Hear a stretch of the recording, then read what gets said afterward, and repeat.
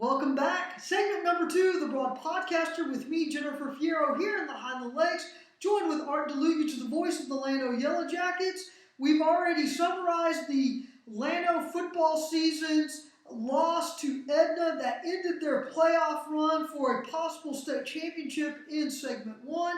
In this segment, we're going to talk strictly high school basketball, and I've got...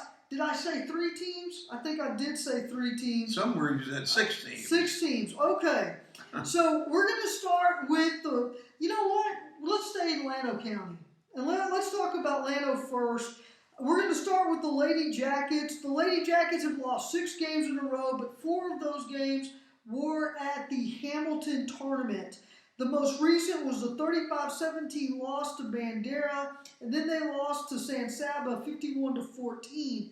San Saba is the Class 2A Region 4 state tournament, Class 2A Region 4 champion and got to the state tournament as the Region 4 representative. San Saba and San Saba and Mason girls are just, it seems like super every year, and Mason is a Final Four contender quite often. Yes, but what's interesting about San Saba, and I wrote this in my 10 Insights a couple of weeks ago, their head coach is Chris Jost. Chris Jost took over for Stephanie Gamble at Marble Falls about 10 years ago.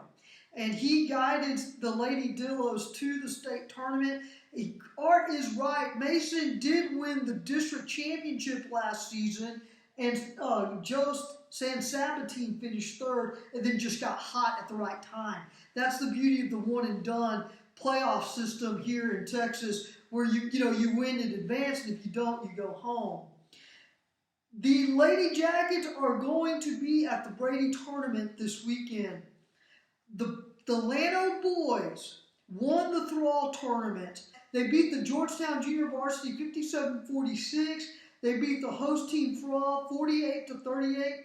Somerville 74-68. But they lost to Rosebud Lott, and that score was 56-48. They had 2 players who made the all-tournament team, Weston Baker and Owen Powers. Yes. Weston averaged 30 points a game. Owen averaged more than 20 points a game. It's worth attending the Jacket boys to see Weston shoot those threes. I'll guarantee you. Owen driving to the basket, and the football boys are now back. Fitz Kennedy he is just very tough to stop. Such a tough guy, linebacker on the football team, and he drives to the hoop quite often. Coy Kelso from the football team, and Juice Lang, another fine 3-point shooter, and Fitz's twin, Dylan Kennedy, is back. I knew I'd left out somebody, and I remember now Ross Edwards is back from the football team. This is going to be a hot commodity, I promise you, when the district starts for the Jackets, and they've got a few more games to play before that. The girls begin January 6th, and the boys about a week later. In order to help, and this is the perfect time for the Jacket football team to return to the basketball team, because it helps basketball. Even though I'm pretty confident everybody in Llano would have liked to have seen the football team advance. Oh, sure, including the basketball head coach, Rich Powers, Owen's dad. Yeah, and Rich tweeted that out. So that takes care of Llano. We're going to move to Burnet County, and we're going to talk about let's go ahead and talk about the Marble Falls boys basketball team. Those boys went 1-4 at their own Subway Classic over the weekend. They are now 3-6 on the season. They had a 55-50 win over San Antonio St. Mary's to start the tournament. That was an interesting game because the boys went on a 19-0 run, had a 29-6 lead after the first quarter, and then hung on for a 55-50 win. And the last 2 points of the last basket of that game, the St. Mary's player actually dunked the ball on the last play, and the officials went ahead and awarded that. So I thought that was interesting. Otherwise, it would have been a 55-48 win. Are dunks legal? Apparently, in this game, it was. Well, I think dunks are legal, but not in practice. I'm not sure of that. That I don't know.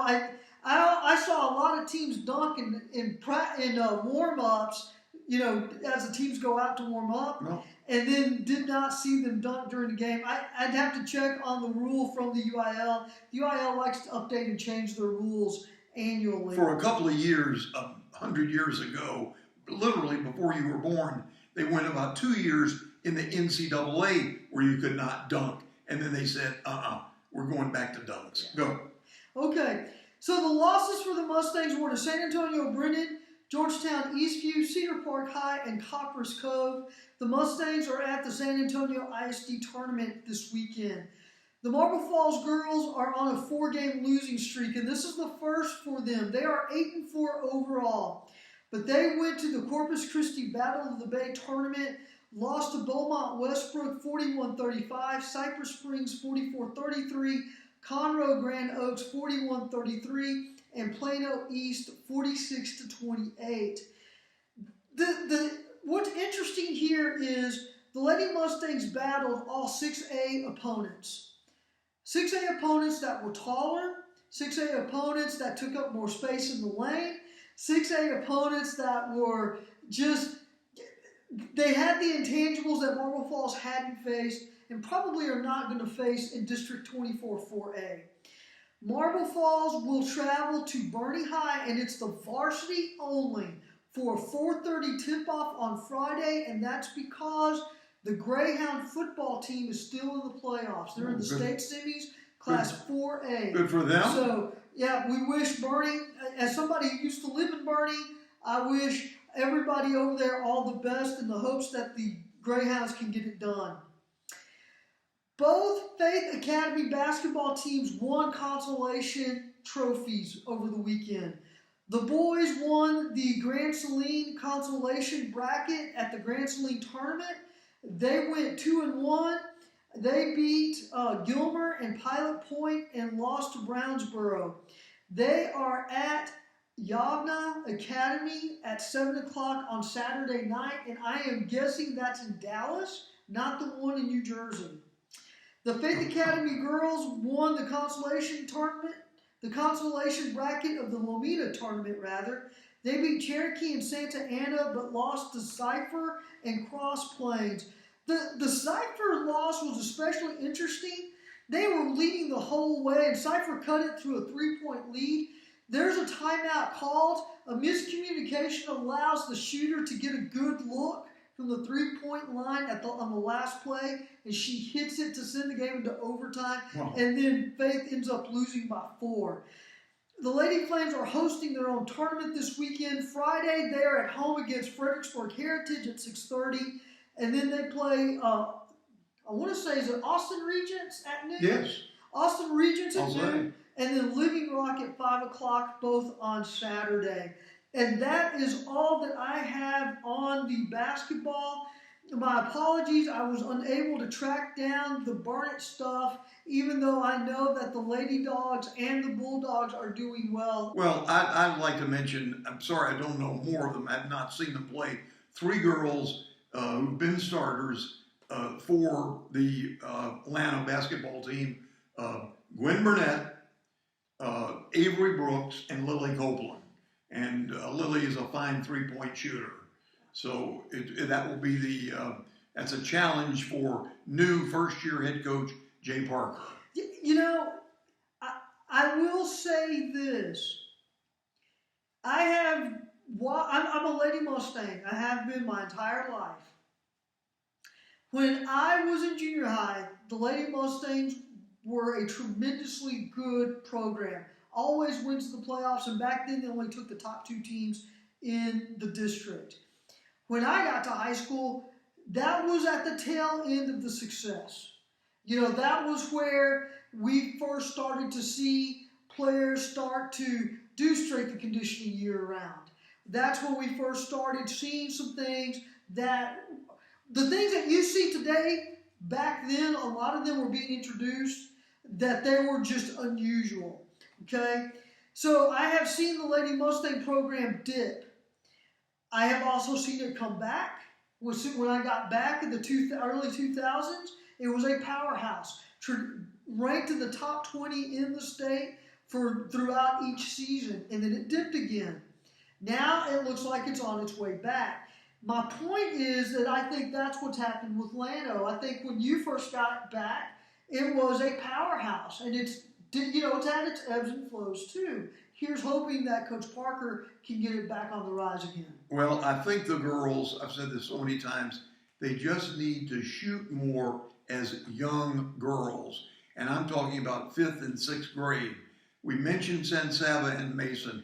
Those are wonderful shooting teams. I'd love to ask Alicia Cummings, the longtime coach of San Saba, now at Mason. Boy, I know I could get that mixed up, but now she's at Mason. I've always wanted to ask her, why is it your girls shoot so well? Well, I don't know if there's some magical answer, but I know one answer is go out there and start shooting early on. And I don't mean the 9th grade. I mean when you're age 10 or 11.